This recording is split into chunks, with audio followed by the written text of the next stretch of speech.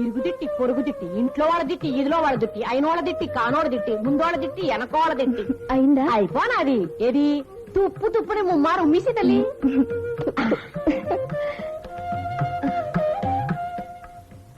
అత్తయ్య, నాకు 2 రోజులకు ఒకసారి మీరు బాంబే ఉత్తరం రాస్తుండాలి, లేకపోతే తిరుగుబండి నేను వెనక్కి వచ్చేస్తాను. తప్పకుండా రాస్తానమ్మా. నీ ఆరోగ్యం జాగ్రత్తగా చూసుకో. మాయా, ఇక నేను బయలుదేరినా? ఎందుకమ్మా భయపడుతున్నావా? భయం అక్కర్లేదమ్మా. బొంబాయి పురిటికెళ్ళేది సాక్షాత్తు మీ అన్నయ్య గారింటికేగా. భయం అక్కర్లేదమ్మా. మొదటి పురుడని భయపడుతున్నావా? అక్కర్లేదమ్మా. నేనేం భయపడలేదు మాయా, మీరే భయపడిపోతున్నారు. చక్కదనాల మనవణ్ణి తీసుకొచ్చి నా చేతిలో పెట్టాలమ్మా. ఏ మనవరాలైతే అక్కర్లేదా? ఆ కడుపు చూస్తే తెలియటం లేదమ్మా. మనవడు నా సైజులో మఠం వేసి కూర్చున్నాడు. చాలండి. కాళీ, నువ్వు అటు ఇటు తిరిగి ఆటలో పడిపోకూడదు, శ్రద్ధగా చదువుకోవాలి. అలాగే వదినా, నా పరీక్షలు సరికి నువ్వు వచ్చేయాలి. నీ ఆశీర్వాదం తీసుకునే పరీక్ష రాస్తాను. అలాగే, తప్పకుండా. ఏ వసంత, నా ప్రసవం కన్నా ముందే నువ్వు శుభవార్త చెప్పాలి. ఏం వార్త వదినా? నువ్వు ఊరుకో, పొత్తిగా ఇంగితం లేదు. అవునక్క, అస్సలు లేదు. వదినా వదినా, అరే, బొట్టు పెట్టుకున్నావేమిటి? కొత్త పెళ్లి కొడుకులాగా గుడికెళ్ళి వస్తున్నావా? ఈ రోజు వెళ్ళాను. ఏమిటి ఈ రోజు విశేషం? నువ్వు పురిటికెళ్తున్నావు కదా.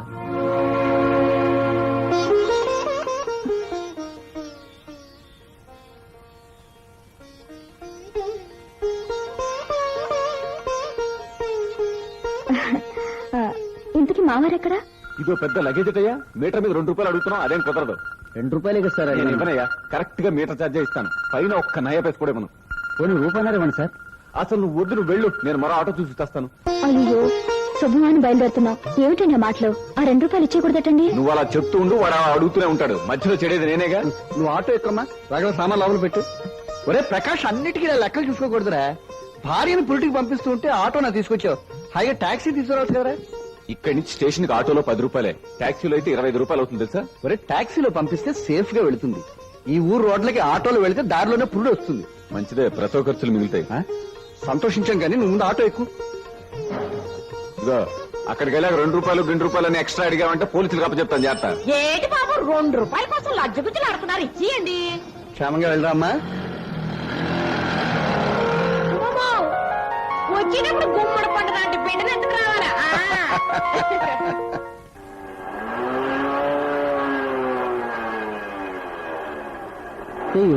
Thank you.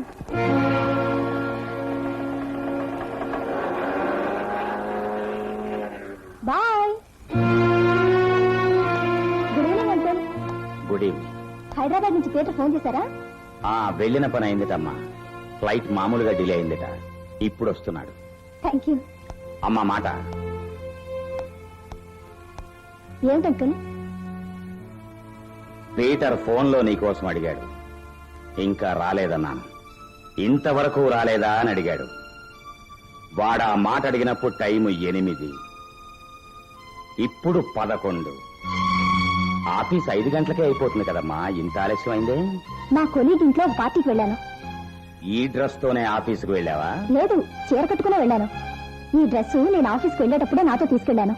అంటే ఆఫీసుకి వెడుతున్నప్పుడే నీకు ఈ పార్టీ విషయం తెలుసన్నమాట.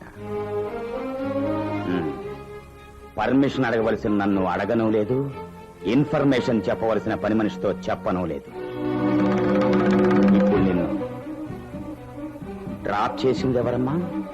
అంకుల్, మీరు అడిగిన ప్రశ్నలన్నిటికీ నేను ఒకే ఒక సమాధానం చెప్తున్నాను, వినండి. నేను నిప్పు లాంటి మనిషిని, అన్ని విషయాల్లోనూ. Very good. కానీ ఆ వచ్చినవాడు దూది లాంటి వాడైతే కొంపలు అంటుకుపోతాయి కదమ్మా. అంకుల్, అతను మా ఆఫీసులో మాతో కలిసి పనిచేస్తున్నాడు. అతనితో చాలాసార్లు స్కూటర్ మీద వెళ్ళాను.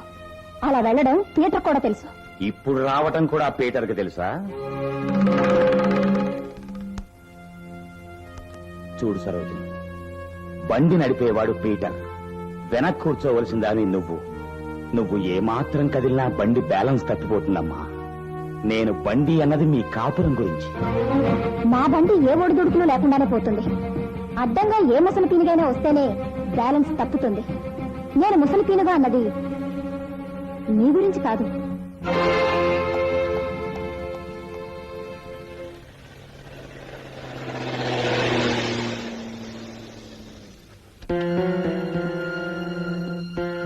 Daddy daddy Hyderabad trip tremendous success. Daddy daddy what happen to you? Nothing my son, nothing. ఏమండి, మీ తమ్ముడు బాగా చదువుకోవాలని మీరు మాత్రం అనుకుంటే సరా? ఏమిటా బాగుడు, ఇంట్లో వాళ్ళందరూ అనుకోవాలి అనుకుంటున్నాం. మరి ఏనాడైనా మీ అన్నయ్య అతను చదువు గురించి పట్టించుకోవడం మీరు చూసారా? పెద్దదిని ఊళ్ళో లేదు, నువ్వు నా గదిలోకి వచ్చి చదువుకో, నేను నీకు పాఠాలు చెప్తానని మీ అన్నయ్య ఒకరోజైనా అన్నారా? వసంత, ఇప్పుడు సమస్య పాఠాలా పడకలా? అర్థం లేకుండా మాట్లాడక సరోజిని. నాకు నీ మీద ఎంత మాత్రం సందేహం లేదు, కానీ ఆ సందేహం మరెవరికీ రాకుండా ఉండాలి కదా, అందుకే నేను హెచ్చరిస్తున్నాను. మా నాన్న నాకు భగవంతుడు, కానీ నువ్వు కనీసం ఒక మనిషిగానే గుర్తించడం లేదే. నువ్వు డిన్నర్కి వెళ్ళొచ్చావు, అది తప్పు కాదు, కానీ మా నాన్నతో చెప్పకుండా వెళ్ళావే, అది తప్పు. నువ్వు బెనర్జీతో స్కూటర్ మీద వచ్చావు, అది తప్పు కాదు, కానీ అర్ధరాత్రి 11 గంటలకు వచ్చావే, అది తప్పు. ఏమండి, మీరు ఒక్క విషయం మర్చిపోతున్నారు. మనకు పెళ్లి 60 ఏళ్ళు అవ్వలేదండి, 6 నెలలు అయింది. అడుగెక్కారు మీరు. లుక్ మిస్టర్ టీచర్, నా మనసులో మీకు తప్ప మరెవ్వరికీ చోట్లేదు. అంత మాత్రాన నన్ను మీ బానిస అనుకుంటే మాత్రం నేను సహించలేను. పుట్టింట్లో నాకు స్వేచ్ఛ లేదు, అది ఇక్కడ దొరుకుతుందని ఆశతోనే మిమ్మల్ని ప్రేమించాను. మీరు నన్ను చులకం చేస్తున్నారు. ధనవంతుల కోడలనే పేరుతో యావజ్జీవ ఖైదు శిక్షకు నేను సిద్ధంగా లేను.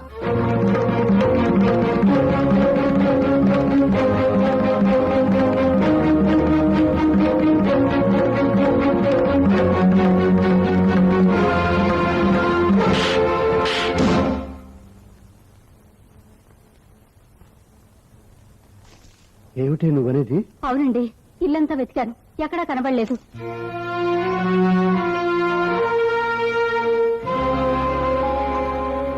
మాట్లాడవేరా? వసంతను ఎక్కడికైనా పంపించావా? ఇద్దరు పోట్లాడుకున్నారా? జవాబు చెప్పవేరా? పొద్దుటి నుంచి వసంత కనిపిస్తడం లేదు సార్. రాఘవ, నోరు ఇప్పుతావా లేదా? లాభం లేదు. గోదావరి, నువ్వు వెళ్ళి నా చొక్కా తీసుకురా.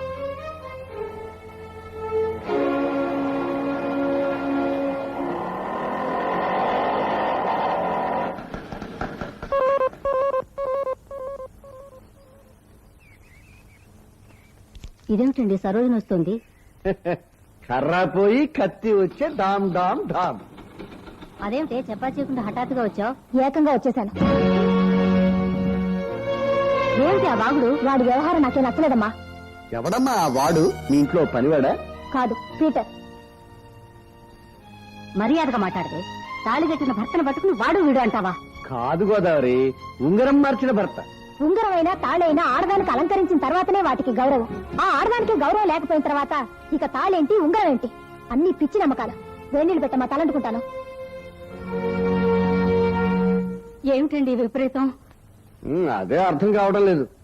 మన ఇంట్లో దీపం పెట్టడానికి వచ్చిన కోడలు మాట మంతి లేకుండా వెళ్లిపోయినందుకు బాధపడాలా?